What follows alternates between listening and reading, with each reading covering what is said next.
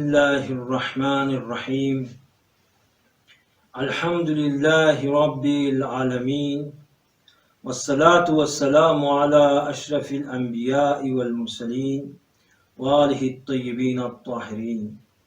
ناظرین محترم، سلام علیکم۔ کچھ چیزیں ایسی ہیں جو ہمیں فساد کی طرف لے کے جاتی ہیں، یعنی فحشاء اور فساد کے لیے راہ ہموار کرتی ہیں۔ ان میں سے بعض چیزوں کی طرف اشارہ کرنا چاہتا ہوں۔ پہلی چیز نگاہ حرام ہے، نامحرم کو دیکھنا۔ جس طرح پروردگار نے اپنی لاریب کتاب قرآن مجید میں ارشاد فرمایا، قُلْ لِلْمُؤْمِنِينَ یغضوا من ابصارہم، مومنین سے کہہ دو کہ وہ اپنی نگاہوں کو روک لے، اپنی آنکھوں کو بند کر دے۔ نامحرم کو دیکھنا حرام ہے، کیوں؟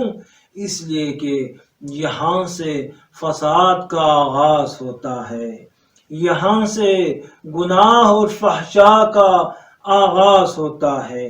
دوسری چیز جس سے ہمیں روکا گیا ہے وہ ہے مجلس حرام، یعنی جہاں گناہ ہوتا ہے، جہاں فساد ہوتا ہے، اسے مجلس حرام کہا جاتا ہے۔ مجلس گناہ سے بھی دور رہنے کی ضرورت ہے۔ جس طرح شیطان کا اعلان ہے، ہماری روایات میں ہے کہ شیطان کہتا ہے 3 جگہوں پر میں ضرور جاتا ہوں اور مجھے امید ہے اور اکثر مجھے کامیابی ملتی ہے، میں غالب آتا ہوں۔ ان جگہوں میں سے ایک جگہ وہ ہے جہاں انسان غضبناک ہوتا ہے، انسان کو غصہ آتا ہے اور انسان غصے کی حالت میں قتل کے لیے بھی تیار ہو جاتا ہے۔ دوسری جگہ وہ جگہ ہے جہاں ایک نامحرم مرد اور ایک نامحرم عورت اجتماع ایک جگہ پر جمع ہو جاتے ہیں۔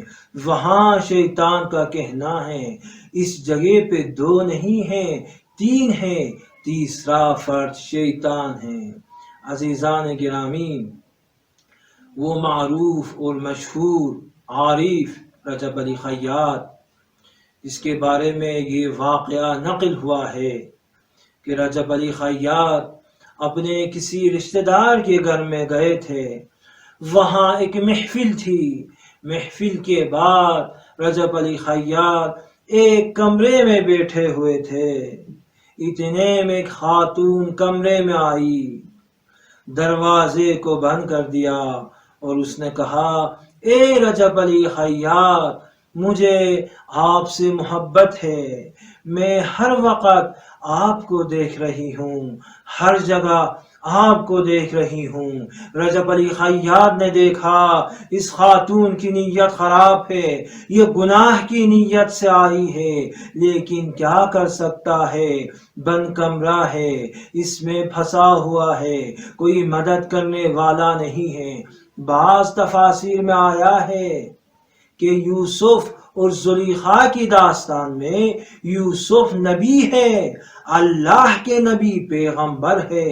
یوسف نے اللہ کے برہان کو دیکھا تھا، یوسف نے زلیخا کے چہرے میں شیطان کی تصویر کو دیکھا تھا اور اللہ نے یوسف کی مدد کی، دروازے کھل گئے اور یوسف وہاں سے چلے گئے۔ لیکن یہاں رجب علی خیاط کا کہنا ہے، میں ایک معمولی انسان ہوں، بند کمرے میں، کوئی مدد کرنے والا نہیں ہے، کوئی مجھے بچانے والا نہیں ہے سوائے اللہ کے۔ اسی لیے رجب علی خیاط نے بارگاہ الہی میں دعا کی۔ رجب علی خیاط نے کہا، پروردگارا، کوئی مجھے بچا نہیں سکتا، تیرے علاوہ کوئی بچانے والا نہیں ہے، میری مدد فرما۔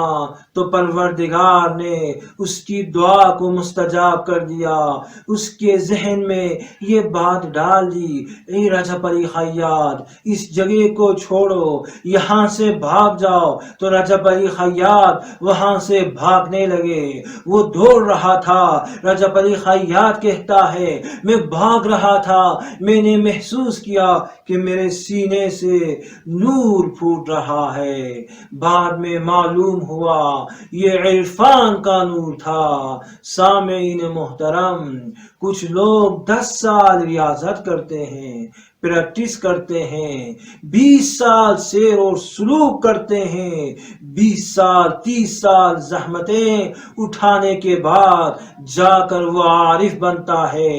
لیکن رجب علی خیاط نے گناہ کی مجلس کو چھوڑ دیا، فساد کی مجلس کو چھوڑ دیا، جس کے اجر میں پروردگار نے ایک رات میں اسے بڑا عارف بنا دیا۔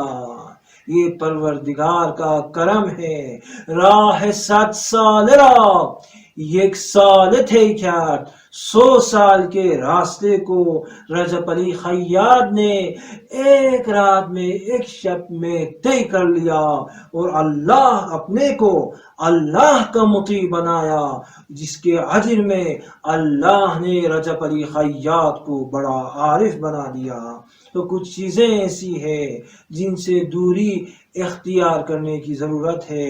ان میں سے پہلی چیز نگاہ حرام ہے، دوسری چیز گناہ کی مجلس ہے، تیسری چیز وہ فاسد دوست ہے۔ اسی لیے روایات میں ہے اگر کسی کو دوست بنانا ہے اس سے امتحان لے لو، دیکھو وہ سفر میں کیسا ہوتا ہے، اسے آزماؤ وہ سفر میں کیسے ہیں، اور جب وہ غضبناک ہوتا ہے، غضب کی حالت میں وہ کیسے ہیں۔